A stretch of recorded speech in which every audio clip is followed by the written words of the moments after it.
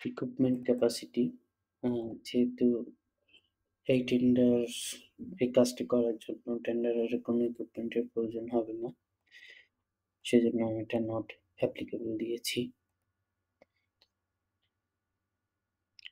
Contractor কি content যোগ করবে? Tin certificate, tax certificate, value added tax certificate, এটা আপডেটেড হতে হবে।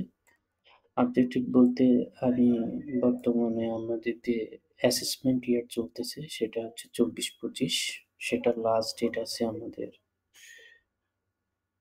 সেটার লাস্ট ডেটের আগে যদি আমি টেন্ডারটা পাবলিশ করি সেক্ষেত্রে তার আগের বছর অর্থাৎ ২৩-২৪, আর যদি ৩১শে নভেম্বরের পরে পাবলিশ হয় সেক্ষেত্রে আমাদের আসবে ২৪-২৫। আমি অন্য কোনো ডকুমেন্ট চাচ্ছি কিনা সে ব্যাপারে, অন্য কি ডকুমেন্ট চাচ্ছি, টিটিএস এর বাইরে কোনো ডকুমেন্ট আমরা চাচ্ছি কিনা সে ব্যাপারের জন্য কি চাই, যেমন টেন্ডাররা যদি নিজে টেন্ডার সাবমিট না করে অন্য কারোর মাধ্যমে টেন্ডারটি সাবমিট করান তাহলে সেই ব্যক্তির ন্যাশনাল আইডি কার্ড লাগবে। আর টেন্ডার তাকে অথরাইজ করবে, এরকম অথরাইজেশন একটা সার্টিফিকেশন লাগবে। আর কি পার্সন যিনি সবকিছু টেন্ডারের সব যাবতীয় ব্যাপার ডিল করবে, তার বায়োডাটা লাগবে, experience certificate with academic and experience certificate. টেন্ডারার টেন্ডারার এর অফিস আছে কিনা সেটার পক্ষে যুক্তি তাকে দেখাইতে হবে, অর্থাৎ লাস্ট ৩ বছরের ভিতর তার অফিসের জন্য ভাড়ার চুক্তিনামা বা নিজের বিল্ডিং বা নিজের স্থাপনা হলে তার সপক্ষে যুক্তি সার্টিফিকেট এখানে চাইতে পারি আমরা, আবার নাও চাইতে পারি। এরপরে আমি ফিনান্সিয়ালি যে টার্ম অ্যান্ড কন্ডিশনগুলো যোগ করছিলাম তার সেটা প্রুভ করার জন্য সে কি ডকুমেন্ট সাবমিট করবে সেই ডকুমেন্টগুলো এই ক্লজে আমি চাইতে পারি। যেমন জেনারেল এক্সপিরিয়েন্স সার্টিফিকেট আমরা ক্লাস 12.1 এর এতে চেয়েছিলাম, সেই সার্টিফিকেটটা চাইতে পারি। তারপর স্পেসিফিক এক্সপিরিয়েন্স এর সপক্ষে তাকে ডকুমেন্ট আমরা চাইতে পারি। তার অ্যাভারেজ অ্যানুয়াল টার্নওভার এর সপক্ষে তার সার্টিফিকেট দিতে হবে, অর্থাৎ বিগত অর্থ বছরে সে যতগুলো কাজে বিল পেয়েছে বা ওয়ার্ক কমপ্লিট করছে ওয়ার্ক কমপ্লিটেশন সার্টিফিকেটটা সে অ্যাড করতে পারে।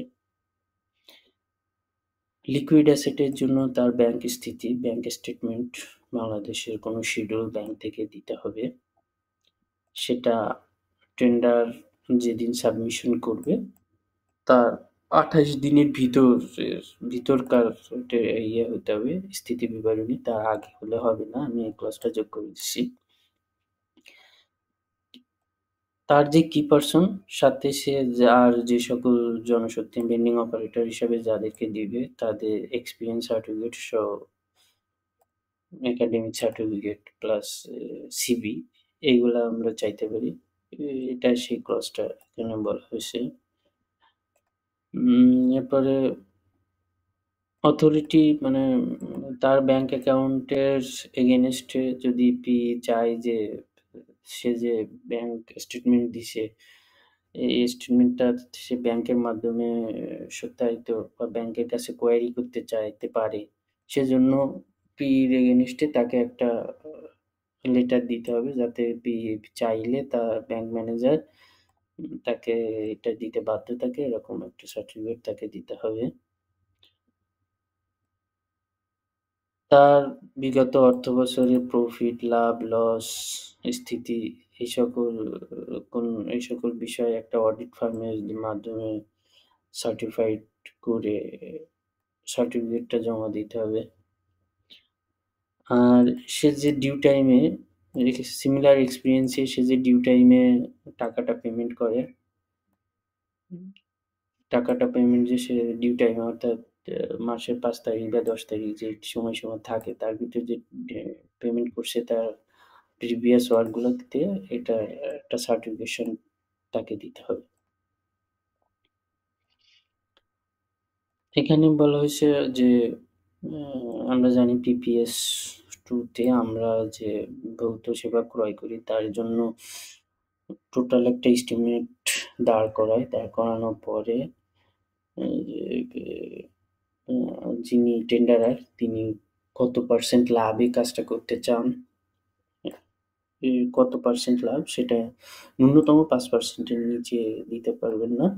৫% এর উপর থেকে পিপিআর রুল অনুসারে যত পার্সেন্ট দেওয়া যায় তার ভিতরকার কোনো সংখ্যা তাকে উল্লেখ করতে হবে, বাট ৫% এর নিচে উল্লেখ করতে পারবেন না।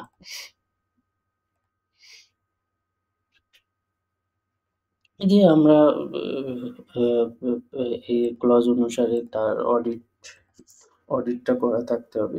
এটা পিপিআর এ একেবারে ডাইরেক্ট এইভাবে লিখে দিছে যে required report of financial standing such as profit loss statement and audit balance sheet shall be for the first 1 year. এটা সার্টিফাইড কোনো অডিট ফার্ম দ্বারা এটা করাতে হবে। টেন্ডার ভ্যালিডিটি পিরিয়ডটা কি হবে এখানে বলছে ৬০ থেকে ১৫০, আমি ১২০ দিন রাখছি। এখানে টেন্ডার সিকিউরিটি নট মোর দেন 30%, হিসাব করলে ১,০৫,০০০ টাকা আসছিল, আমি ১,০০,০০০ টাকা রাখছি।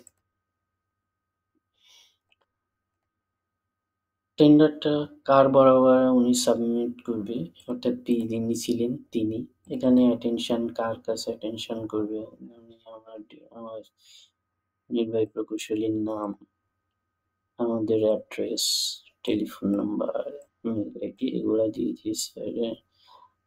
টেন্ডার সাবমিশনের ডেডলাইন কি, এটা হচ্ছে টেন্ডার নোটিশের as per tender notice, tender নোটিশে যেভাবে উল্লেখ আছে সেভাবে তাকে দিতে হবে।